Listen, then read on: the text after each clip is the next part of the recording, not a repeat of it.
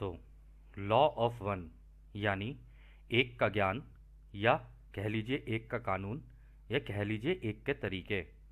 यह सत्र 6 का भाग 2 है। दोहराया जाता है कि इस किताब में दी गई सभी सूचनाएं और जानकारियां आप जान भी सकते हैं, मान भी सकते हैं, नज़रअंदाज भी कर सकते हैं, या सिरे से खारिज भी कर सकते हैं, क्योंकि यह आपकी फ्री विल है, जो कि अनंत रचयिता द्वारा आपको दी गई है। अब हम इस सत्र में आगे चलते हैं। तो डॉन कहते हैं, अभी क्या हालात हैं हमारी धरती के इस चक्र के हिसाब से? तो रा कहते हैं, तुम्हारी धरती तीसरी से चौथी घनत्वता में जा चुकी है, परंतु यह अभी काफ़ी परेशान है इस पर रह रहे लोगों की सोच के विभाजनों से। यह इतनी आराम से चौथी घनत्वता में नहीं घुस पाई है, इसको काफ़ी दुखों से निकालना पड़ेगा हमें। दोस्तों, आपने रामायण में भी देखा होगा कि सीता कितने दुख में पड़ी थी, फिर राम गए थे बचाने के लिए, निकालने के लिए सीता को वहाँ से। तो ये लगभग कुछ वैसा ही है। आप ज़रा थोड़ा सा मतलब खुद ही देख लेना आप लोग, जो आपको ठीक लगे। तो डॉन कहते हैं, क्या ये दुख आने वाले सालों में ही आने वाले हैं? तो रा कहते हैं, ये दुख और दर्द पहले के काफ़ी सालों से चले आ रहे हैं, और ये ऐसे ही लगभग अगले 30 साल तक आते ही रहेंगे। तो अगला सवाल डॉन करते हैं, तो इन लगभग 30 सालों के बाद मेरा अनुमान है कि ये धरती पूरी तरह से चौथी घनत्वता की हो जाएगी। क्या ये सही है? तो रा कहते हैं, लग तो ऐसा ही रहा है। तो डॉन कहते हैं, क्या आप बता सकते हो कि कितने प्रतिशत लोग अब आने वाली चौथी घनत्वता में धरती पर रहेंगे? दोस्तों, ये जो चौथी घनत्वता की बात हो रही है ना, इसी को सतयुग मान के चलो आप। मतलब मान के क्या चलो, इसी को ही अभी आपको पता चलेगा सतयुग क्या होता है। तो रा कहते हैं, अभी कटाई नहीं है, इसलिए अनुमान लगाना बेकार है। तो डॉन कहते हैं, क्या ये कहना सही होगा कि जैसे हम तीसरे से चौथी घनत्वता की ओर बढ़ रहे हैं, इसलिए आप ये जानकारियां हमारी धरती की जनसंख्या से साझा कर रहे हैं? तो रा कहते हैं, हमारे भाई, हम तुम्हारे बीच में रहे हैं, हमें याद है, हमें याद है तुम्हारे दुख, तुम्हारे दर्द, तुम्हारी तकलीफ़ें, तुम्हारी निराशा। हमने बहुत कुछ देखा है। हम ढूंढ रहे थे कुछ ऐसे लोगों को जिनके दिमाग खुले हों और जिनकी सोच हमारी सोच से मिलती जुलती हो, जो दूसरों की सेवा करने को अपना कर्तव्य समझते हों, और बिना किसी भेदभाव के इन जानकारियों को लें और हमें मौका दें कि हम भी दूसरों की सेवा बिना किसी भेदभाव के कर सकें। छोटे में कहें तो हाँ, और ये भी कहेंगे कि हम दिल से तुम्हारा हार्दिक धन्यवाद करते हैं। तो दोस्तों, ये सोचो आप एक बार को, छठी घनत्वता में ऐसी ऐसी सिद्धियां प्राप्त करके पावर्स लेके बैठने वाले हमें कह रहे हैं कि हम तुम्हारा धन्यवाद करते हैं कि तुमने कम से कम हमें मौका दिया इस काम को करने के लिए। खैर, धन्यवाद तो दिल से इनके लिए निकलता है हमारे। तो डॉन कहते हैं, ये उड़न तश्तरियाँ जिनको हम यूएफओ बोलते हैं, हमने सुना है कि कुछ शुक्र ग्रह से भी हमारे यहाँ आते रहे हैं। क्या ये आपके थे? तो दोस्तों, यहाँ पे डॉन ये जो सवाल कर रहे हैं ना, तो हमने भी थोड़ी सी रिसर्च की थी। मतलब हमारे सारे जितने भी लॉ ऑफ वन के जितने भी जो विद्यार्थी हैं, विद्यार्थी कह लो, स्कॉलर्स ही हो गए अब तो सारे। तो हम रिसर्च कर रहे थे कि शुक्र ग्रह से कब आ गई यहाँ पे कोई उड़न तश्तरियाँ, ये यूएफओज कब आए, मतलब यहाँ से वीनस से कब आए। तो पता चला कि एक व्यक्ति हैं जॉर्ज एडम्स की, उन्होंने कई किताबें छापी हैं, अब तो खैर वो नहीं रहे। तो उनकी इनसाइड द स्पेस शिप, क्या नाम है आपका, मिस्ट्रीज ऑफ फ्लाइंग सॉसर्स। तो ये बड़ी रोचक किताबें हैं, कभी यदि आपकी इच्छा हो तो आप देख सकते हैं। तो उन किताबों में इसका जिक्र था कि वीनस से लोग आए थे उनसे मिलने के लिए, और वो उनसे मिले भी थे। और उसके अंदर दी गई कुछ रोचक बातें हम आपको बता सकते हैं कि जैसे अगर आपको याद हो, रामायण में दिखाया जाता है ना कि भगवान राम के पाँव में जो चप्पलें थी वो खड़ऊ लकड़ी की जो होती थी। तो जब उनकी चप्पलें देखी गई ना, उनके जूते जूते देखे गए, तो बिल्कुल ऑलमोस्ट वैसे ही थे उस किताब के अंदर जो प्रिंट है। और भी बहुत सारी रोचक जानकारी हैं उसके अंदर। यदि आपको लगे तो आप देख लेना। तो खैर रा आगे कहते हैं, हमें कांच, क्रिस्टल, ये कांच के जैसी चीज़ों का इस्तेमाल काफ़ी तरह से करना आता है। अभी के कुछ सालों में हम तो नहीं आए हैं, हालांकि पहले हम कांच या क्रिस्टल और घंटी के जैसी दिखने वाली उड़न तश्तरियों में पहले के ज़माने में तुम्हारे माया जाल में आते रहे हैं। तो दोस्तों ये जो घंटी की शेप में और ये सारी चीज़ें बोल रहे हैं ना, अगर आप किसी भी धर्म में उठा के देख लेना, इनका जिक्र है, बिल्कुल है इनका जिक्र। हर धर्म में है कि हाँ विमान हुआ करते थे, ये सारी चीज़ें हुआ करती थी, युद्ध जो हो जाते थे विमानों को लेकर होते थे, ये सारी चीज़ें हमारे उसके अंदर बताई गई हैं। तो हम अपनी सीमित जानकारियाँ वहीं से रिलेट कर सकते हैं, हमारे पास और कोई तरीका नहीं है और कोई माध्यम है नहीं जिसके तरीके से हम लोग कर सकें। तो जब हमने भी देखा, हमने कई सभ्यताओं का देखा, हम लोगों ने काफ़ी सारे जैसे दोस्त वगैरह होते हैं, तो उनसे पूछा यार तेरे धर्म में भी है क्या ऐसा कुछ, क्या कहा हुआ है कुछ? तो उन्होंने भी कहा हाँ यार है। और अलग अलग जगहों से हम लोगों ने जब पता किया, हमने कहा हाँ यार इस बात को बताया तो है। तो उसी की ये बात कर रहे हैं, उड़न तश्तरियों की, या कह लो यूएफओज की, जो आज की डेट में यूएफओज बोलते हैं और शोर शराबा चल रहा है, एलियन आया एलियन आया, खैर जो भी है। तो इसमें एक चीज़ और इम्पॉर्टेंट बोली यहाँ पे रा ने, कहा कि हम पहले के ज़माने में आते रहे हैं तुम्हारे माया जाल में। तो ये माया जाल है, इसका ज्ञान होना बहुत ज़रूरी है। और इस किताब में इस माया जाल को बहुत ही अच्छी तरीके से समझाया हुआ है कि माया जाल है तो क्यों है। तो डॉन कहते हैं, आप पहले कब इन घंटियों जैसे दिखने वाले जहाज़ों में आए थे? तो रा कहते हैं, हम 18,000 साल पहले आए थे, पर धरती पर उतरे नहीं थे। फिर उसके बाद हम 11,000 साल पहले आए थे।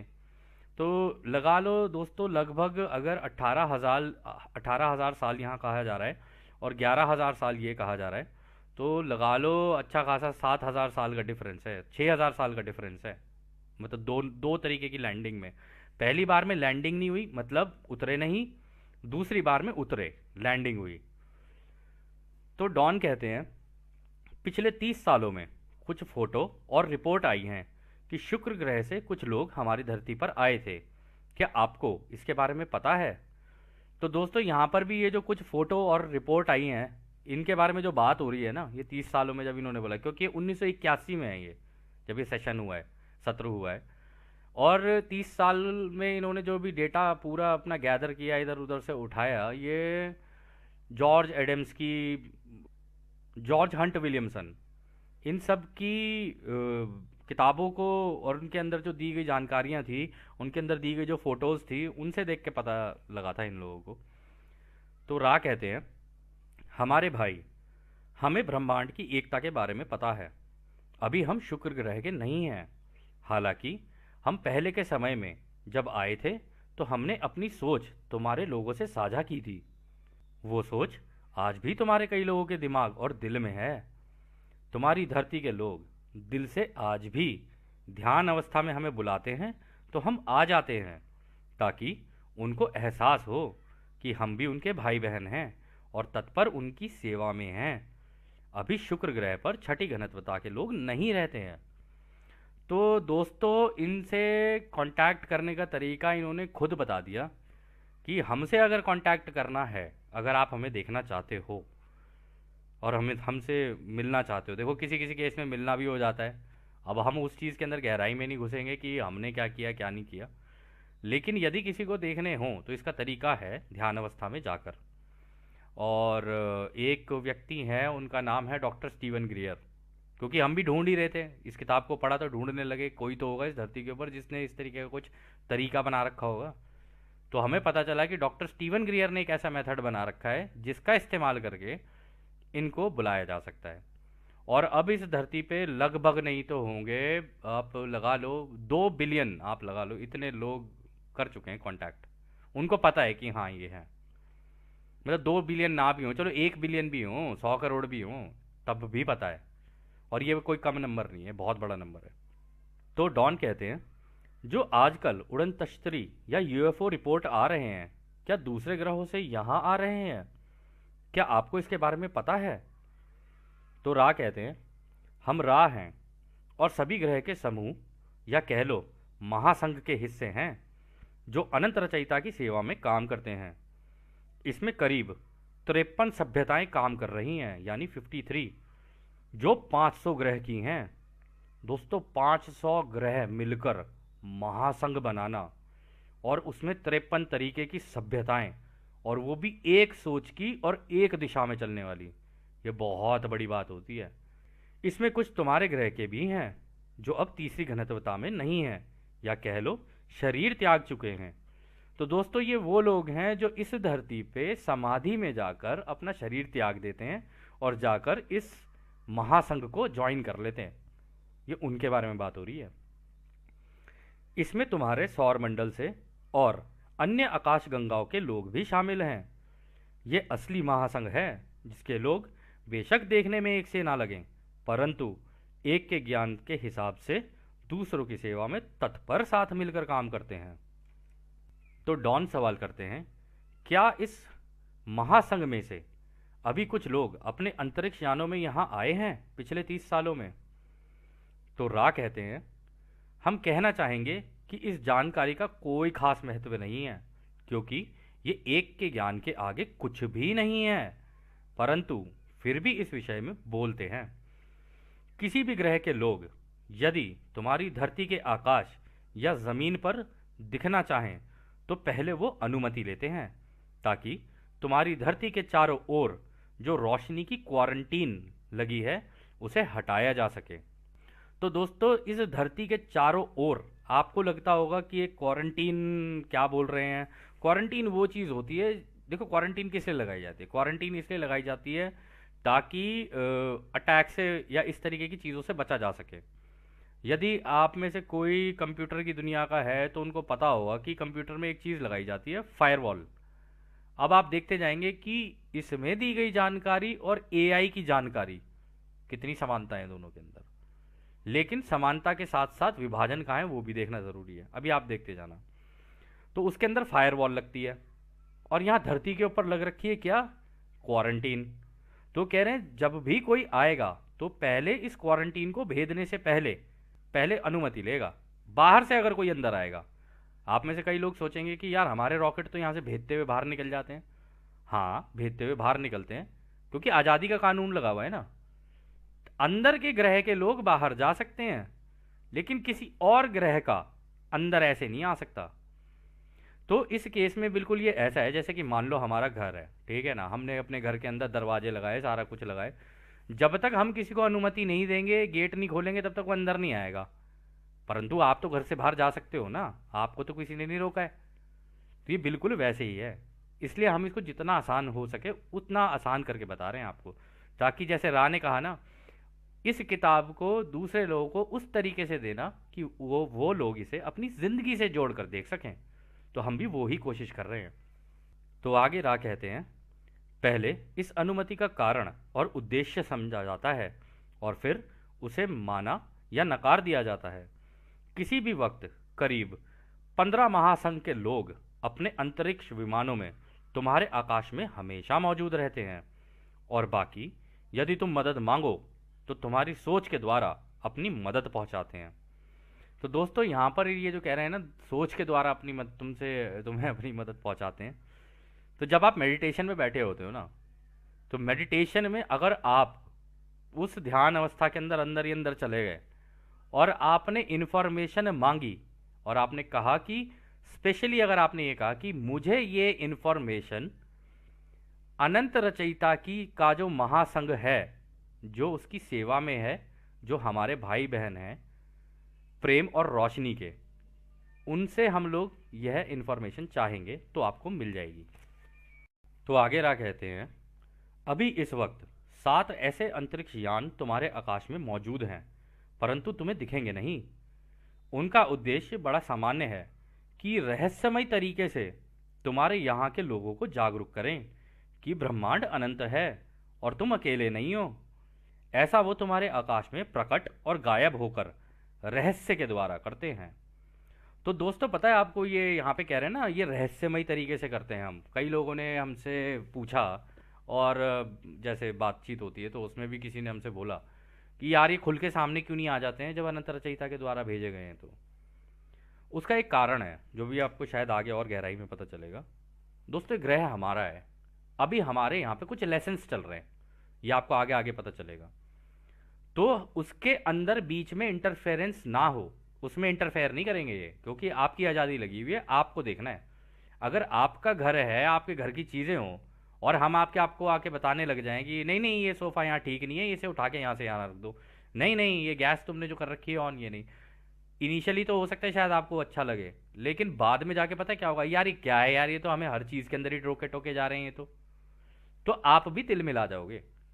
इस चीज़ का ध्यान रखते हुए, क्योंकि इनको आज़ादी का कानून इतने अच्छे से पता है ना, आप इस पूरी किताब में एक चीज़ नोटिस करते जाना, इनको आज़ादी का जो उल्लंघन, इनको बोलते हुए तो खैर हमें भी शर्म आती है, हम तो भाई बहन की तरह ही बोलते हैं इनको। तो आज़ादी का कानून इनको बहुत अच्छे से पता है। और दूसरी सबसे बड़ी इंपॉर्टेंट चीज़ ये, क्योंकि रचयिता ने सिखाया हुआ है कि यदि तुम्हें किसी को सिखाना है ना, तो रहस्य का इस्तेमाल करो। जब तक उसकी अंतर इच्छा नहीं होगी ना, तब तक वो जानने की कोशिश ही नहीं करेगा। आप कभी नोटिस करना दोस्तों कि हमारी आदत होती है, हम तो दिल से सोच रहे होते हैं कि हाँ यार मैं बहुत प्यारा हूँ भाई, मैं दिल का बहुत सच्चा हूँ, मैं तो जाके इसको बस आज सारा प्यार उड़ेल दूंगा इसके ऊपर, और ये लो जी प्यार बांट दिया मैंने, ऊपर से प्यार बांटते चलो प्यार बांटते चलो। ऐसे नहीं होता, प्यार का संतुलन होता है एक। इस किताब के अंदर बताया गया है कि प्यार का संतुलन क्या होता है।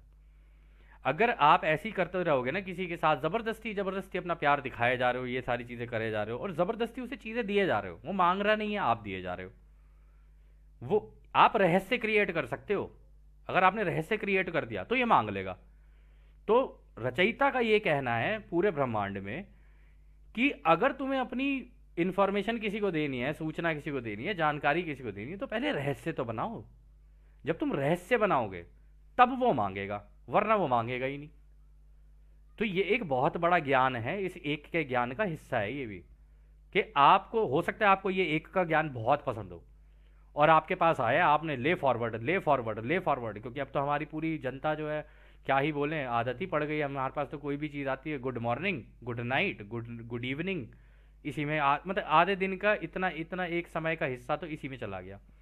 इधर से कुछ मैसेज आया, इधर से उधर कर दिया, उधर से जैसे कि हम लोग वो डिलीवरी बॉय। तो ये चीज़ जो है ना, ये तरीका नहीं होता एक्चुअली में, इसको करने का तरीका ये होता है कि कुछ रहस्यमय तरीके से चीज़ बोली जाए, कुछ इस तरीके से कि बोली जाए भाई ये, मतलब आप बोलो और सामने वाला कहे क्या है ये क्या है ये, तब भी पूरा नहीं देना है, थोड़ा थोड़ा थोड़ा थोड़ा थोड़ा थोड़ा। जैसे माँ बाप होते हैं ना, पीछे हाथ छुपा लेते हैं, और लॉलीपॉप होती है हाथ के अंदर, टॉफ़ी होती है, और बच्चा उसे मज़ा ही तब आता है जब वो ढूंढ के पापा के हाथ से मम्मी के हाथ से जब लेता है ना, उसे तब मज़ा आता है बच्चे को। अब पूरे ब्रह्मांड में सारे ही रचयिता के बच्चे, तो रचयिता को पता है ये मेरे बच्चे हैं, ये किस तरीके से माँ इनके साथ वो करना है, अटखेलियाँ कर रही हैं। तो आपको अपने आप को, अगर यदि आप में से कई लोग माता पिता भी होंगे, कई लोगों ने माता पिता ना भी हों, आपके छोटे भाई बहन हो, दोस्त हो, कुछ भी हो, चीज़ आपको आपके हाथ में कुछ भी ना हो, बस हाथ पीछे कर लो, उसको ऐसा लगता है कि जैसे हाथ के अंदर कुछ है, तो कहते हैं क्या है हाथ में क्या है हाथ में, तो ये एक खेल सा बन जाता है। और रचयिता का यही तरीका है कि इन्फॉर्मेशन अगर किसी को देनी है ना, तो इसी तरीके से दो, तभी ये मांगेंगे, और जब ये खुद मांगेंगे ना तब ही एक्सेप्ट करेंगे उसको, वरना जबरदस्ती देने का कोई फायदा नहीं किसी चीज़ को। तो इसमें उन्होंने बता दिया कि जागरूक करे ब्रह्मांड अनंत है और तुम अकेले नहीं हो, ऐसा वो तुम्हारे आकाश में प्रकट और गायब होकर रहस्य के द्वारा करते हैं। तो रहस्य का यहाँ पे आपको समझ में आ गया कि रहस्य का कितना बड़ा वो है, कितनी बड़ी मतलब इंपॉर्टेंट चीज़ है रहस्य। तो फिर अगला सवाल डॉन करते हैं। हम जानते हैं कि आपकी प्रमुख इच्छा एक का ज्ञान देने की है, हालांकि ये मेरा सोचना है कि हो सकता है कि मैं गलत हूँ कि इस ज्ञान को ज़्यादा से ज़्यादा दूसरों में बांटा जाए, इसलिए इस तरह के सवाल करना ज़रूरी है। हमारा उद्देश्य इसे ज़्यादा से ज़्यादा लोगों तक पहुँचाना है, परंतु अगर आप चाहें तो हम अपने सवालों को कम कर सकते हैं।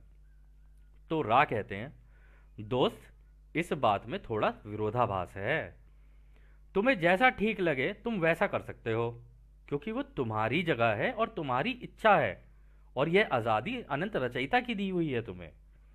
हम तो केवल अपनी जानकारियां दे सकते हैं, परंतु इसको तोलना कैसे है ये तो तुम्हें देखना पड़ेगा ना हमारे भाई, और जब तुम तोलोगे तो तुम सीखोगे भी।